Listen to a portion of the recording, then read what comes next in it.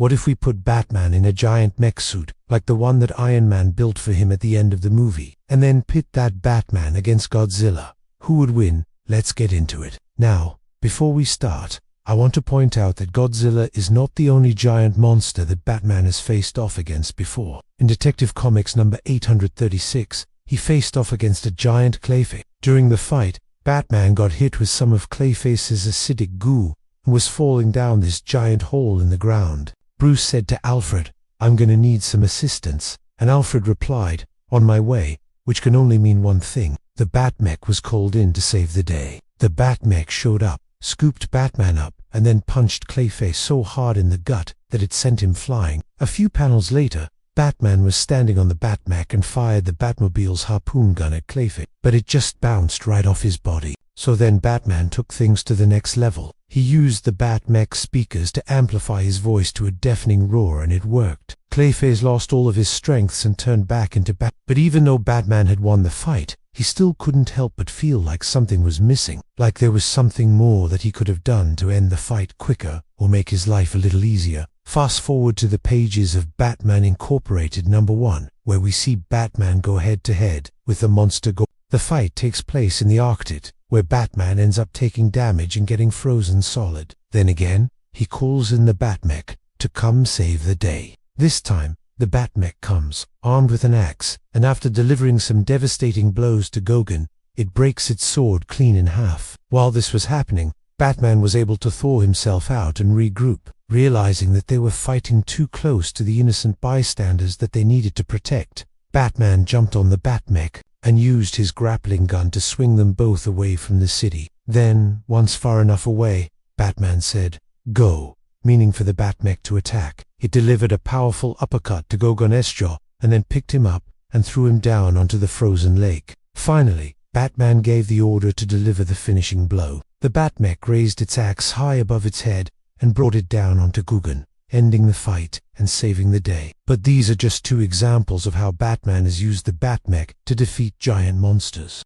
What happens when he faces off against the king of all monsters, Godzilla? Now, there have been some very powerful versions of Batman throughout the multiverse, but let's keep this one simple. We'll use the mainstream Batman from Earth 1, also known as the Batman who wears the classic gray and black suit. Now obviously, Godzilla's going to have the advantage in this matchup, because he is just a lot bigger than Batman. But what Batman lacks in size, he makes up for in strategy and skill. Batman will need to exploit every weakness that he has in order to take Godzilla down. And thankfully for him, Godzilla does have quite a few weaknesses. First of all, while Godzilla is immune to most conventional weaponry, he's not invincible. If Batman can find a way to land some hits, he just might be able to take Godzilla down. To do this, Batman will need to avoid Godzilla's atomic breath. In the past, this has proven to be extremely difficult to do, since even a small amount of that stuff can melt your whole body down to the bone. But if Batman can avoid that attack, he should be able to land a few good hits. Another weakness that Batman can exploit is Godzilla's eyes.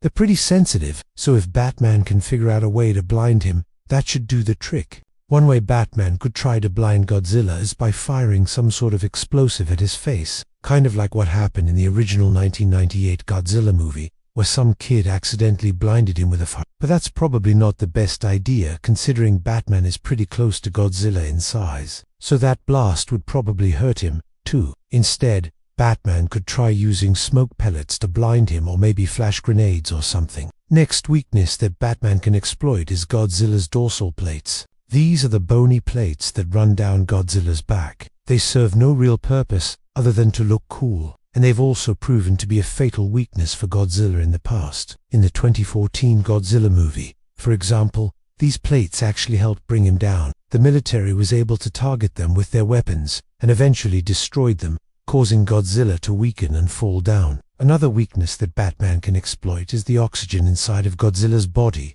Even though Godzilla is a reptile, he needs more oxygen than normal reptiles. This makes him vulnerable to vacuum attacks, which Batman could potentially pull off. In the Batman Beyond Return of the Joker movie, Batman was able to suck the air out of a room, and that caused all the people inside to pass out from lack of oxygen. So maybe if Batman can somehow suck the air out of Godzilla's lungs, that might just be enough to bring him down. And last but not least, we have Godzilla's overconfidence. He tends to underestimate his opponents, thinking that they're just another insect that he can easily crush. This could play right into Batman's strategy. Batman could let Godzilla get close to him, lure him into a false sense of security, and then strike when Godzilla least expects it. So now that we know all of Godzilla's weaknesses, how exactly can Batman exploit them while wearing the mech suit? Well, first of all, Batman is a master martial artist. So even though he's outmatched in terms of size and strength, he should still be able to hold his own in a fight. Just look at Batman's fight with the Hulk and the pages of the Batman Who Laughs.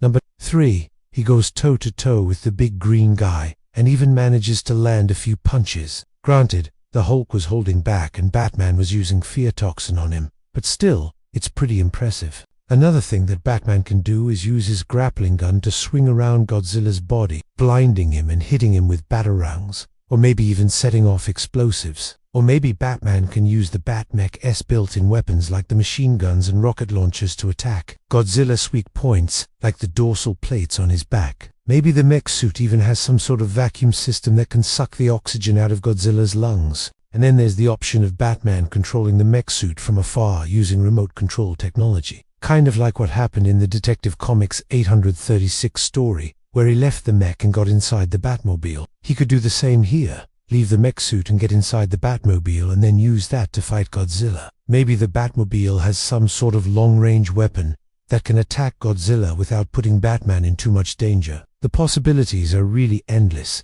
but there is one problem. Batman's greatest strength is his detective skills, his ability to plan ahead and come up with strategies. But the thing is, this is Godzilla we're talking about. He's basically the smartest monster alive. He has a giant brain with a high IQ that allows him to learn new things quickly. Plus, he has a photographic memory, which means that Batman's strategies probably won't work for very long because Godzilla will learn them and adapt to them. And the longer the fight goes on, the worse it looks for Batman because Godzilla regenerates his strength from the environment. The noisier and more chaotic the environment, the stronger he becomes. But Batman's fighting spirit will not be broken. He'll continue to devise new ways to attack until finally he finds a way to win.